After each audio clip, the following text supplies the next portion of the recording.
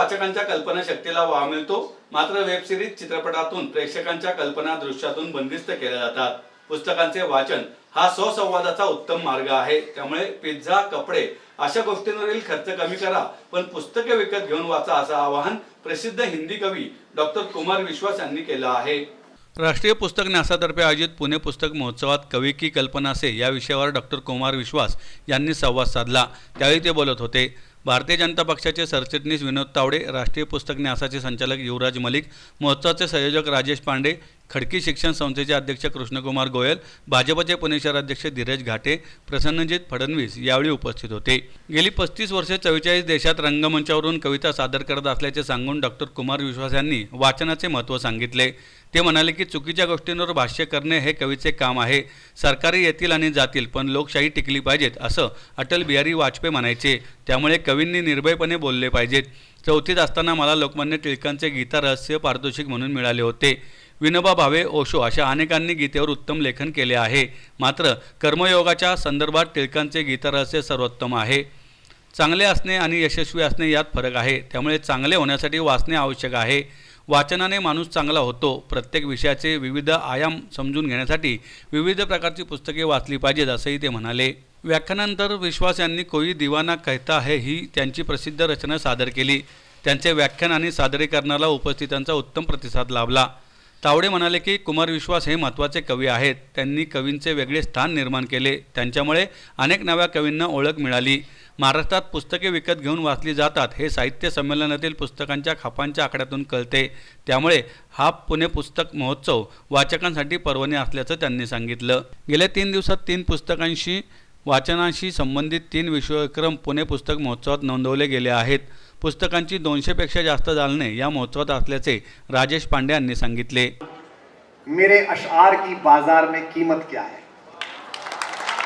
तो सबसे पहली लड़ाई तो ये थी कि अगर कविता पढ़ना कला है, अगर कविता रचना सिद्धि है, तो इस जगत की व्यापार वीथियों को इस सिद्धि का उचित मूल्य देना पड़ेगा. मूल्य का मतलब पैसा नहीं है. मूल्य का मतलब वो गंभीरता है कि भारतीय राजनीति के विशिष्ट चेहरे होने के बाद भी विनोद तावड़े जी ने या हमारे तमाम मित्रों ने स्वेच्छा से यह कहा कि कुमार विश्वास को नीचे से सुनना चाहिए. ये कविता की मूल्य धर्मिता है, ये कविता की आदर धर्मिता है. और ये कैसे पैदा हो गई? ये कवि की स्वतंत्र चेतना से पैदा हो गई. कवि जिस दिन नीचे बैठे हुए अतिथि और आयोजकों की भाषा बोलने लगेगा, उस दिन ये नीचे उतरना बंद कर देंगे. उस दिन ये मानेंगे तो अपना ही है. लेकिन जब तक इन्हें ये भय रहेगा कि ये है तो राष्ट्रवादी, ये है तो राष्ट्र की बात करने वाला, लेकिन अगर कश्मीर में सरकार बना लोगे बुआ के साथ तो सबसे पहले ये आपके खिलाफ बोलेगा, तो ये आपको सुनते रहेगा. और मैं बोलता रहा, जब बनाई सरकार तो मैं बोलता था. मुझसे कहते थे हमारे मित्र, कई बार मिलते थे, राम माधव जी, अरे भाई क्यों? मैंने कहा भाई क्यों? आप ही कहते थे एक ध्वज एक निशान. ये 2 निशान लेके एक महिला बैठी है और कहती है कि अफजल गुरु शहीद था. हम दिल्ली में कहते हैं आतंकवादी. पहले तय करो. दबाव डाला, हुई बात. कवि का यही काम है. हर छत्रपति के दरबार में, हर शिवाजी के दरबार में भूषण की आवश्यकता है. इस समय पर उसे पता था. यह जो आवश्यकता है कवि की चेतना की, क्योंकि एक बात ध्यान रखिए, सरकारें स्थायी नहीं है. सरकारें आएंगी जाएंगी. और मेरा कथन नहीं है, एक कवि का कथन है जिसके कारण ये सारे हैं, जिनका नाम पंडित अटल बिहारी वाजपेयी था.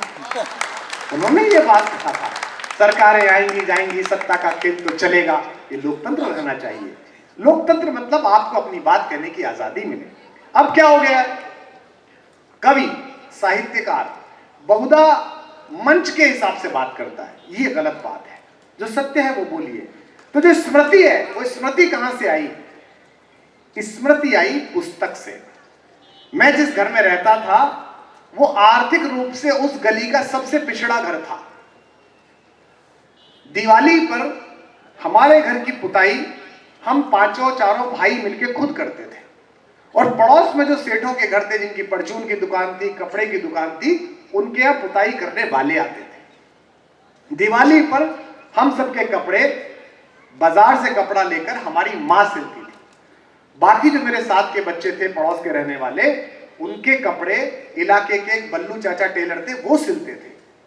मेरे पास जो स्कूल जाने का थैला था वो मेरी माँ का सिला हुआ था, और जो मेरे साथ के बच्चे थे उनके पास वो एक एल्युमिनियम का सूटकेस आता था छोटा सा, उसमें वो लेके जाते थे। मेरे लिए बड़ी तृष्णा का विषय था। अब उन बच्चों में अग्रगण्य कैसे देखो, मेरे घर में एक खजाना था जो उनके घर में नहीं था। मेरे पिता अध्यापक थे, उन्हें लाइब्रेरी एक्सेस थी, तो मेरे घर में नियमित दिनमान, धर्मयुग, साप्ताहिक हिंदुस्तान, सारिका, कादम्बिनी जैसी पत्रिकाएं आती थी, और मेरे पास कोई अवसर ही नहीं था क्योंकि घर में रेडियो नहीं था, टीवी नहीं था, बाहर मैं जा नहीं सकता था ज्यादा, तो मेरे पास केवल एक ही काम था कि इन सारी पुस्तकों को मैं चाट जाऊं, इनको पढ़ लूं। पता नहीं कब वो यूरेनियम अपने अंदर इकट्ठा हो गया और जब अवसर मिला तो प्रकाश में परिवर्तित हो गया।